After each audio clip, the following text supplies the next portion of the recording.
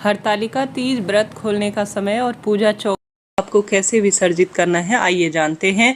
व्रत कैसे खोला जाता है, यह बहुत ही श्रेष्ठ विषय है। अगर व्रत सही विधि से खोलेंगे तभी आपका जीवन सफल होगा।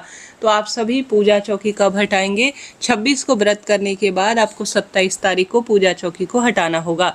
27 तारीख की सुबह रात्रि भर अगर संभव हो तो जागरण किया है तो बहुत ही शुभ है। जागरण नहीं कर पाए हैं तो भी कोई दिक्कत नहीं, जल्दी उठे, सूर्य भगवान को जल चढ़ाएं, तुलसी माँ में जल चढ़ाएं, उसके बाद घर के द्वार पर दीपक लगाएं। घर की रसोई में थोड़ा सा ही सही कुछ हलवा पूड़ी या कोई भी वस्तु हो वह जरूर बनाएं। घर पर झाड़ू पोछा थोड़ा सा कर लीजिएगा। उसके बाद अपने घर के मंदिर में जाकर आप सभी सबसे पहले भगवान को कुछ चीज़ों का आप भोग लगाइएगा, क्योंकि आप अभी भगवान को विदा कर रहे हैं। और पूजा में रही भूल चूक के लिए क्षमा प्रार्थी होकर आप सभी सबसे पहले पूजा चौकी को विसर्जित कीजिएगा। पूजा चौकी विसर्जित करने का एक नियम होता है, उसके बाद ही व्रत को खोला जाएगा। पूजा चौकी विसर्जित करने के लिए आप भगवान से क्षमा प्रार्थी हों, कहें कि प्रभु पूजा में जो भूल चूक रही है उसके लिए मैं क्षमा प्रार्थी हूँ। अब आपके विसर्जन का समय है, आप यहाँ पर से मेरे मंदिर में विराजमान हो, ऐसी प्रार्थना करते हुए जो मिट्टी का शिवलिंग है उसे आप सभी चाहें तो कहीं जल विसर्जित कर सकते हैं, जैसे कहीं पानी है उस नदी में विसर्जित कर सकते हैं। ऐसा ना हो तो अपने घर पर कहीं आसपास पेड़ वगैरह लगे हुए हैं पवित्र, तो उसके नीचे आप पार्थिव शिवलिंग रख सकते हैं। नहीं तो आपने पार्थिव शिवलिंग घर पर ही बनाए हैं तो घर पर जो गमला है या कोई भी आपके पास बर्तन है उसमें पानी भरकर आप जल विसर्जन नदी में मैं प्रवाहित कर रही हूँ पार्थिव शिवलिंग को, ऐसी प्रार्थना करते हुए उस पानी के भरे हुए टब या मटके में या किसी भी चीज़ में आपको जो है जल विसर्जन का ध्यान करते हुए महादेव का शिवलिंग विसर्जित कर देना है। फूल पत्ती और बेलपत्र इत्यादि भी उसी में आप छोड़ दीजिए। फल और जो प्रसाद है वह पूजा के 1-1.5 घंटे के साथ ही सभी भक्तजनों में वितरित कर देना चाहिए।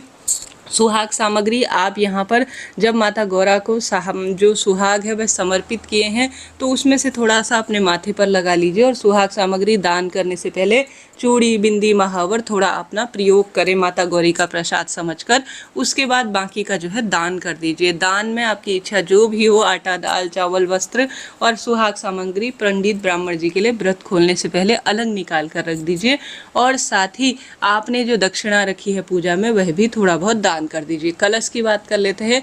कलश में भरा हुआ जल पूरे घर में छिड़काव करें। कलश के अंदर 1 रुपये का सिक्का और हल्दी की गांठ है तो उसे आप अपनी तिजोरी में रख सकते हैं। नहीं तो आप सभी 1 रुपये का सिक्का और लाल जो आपने हल्दी है या कोई भी वस्तु डाली है उसे भी आप विसर्जित कर सकते हैं।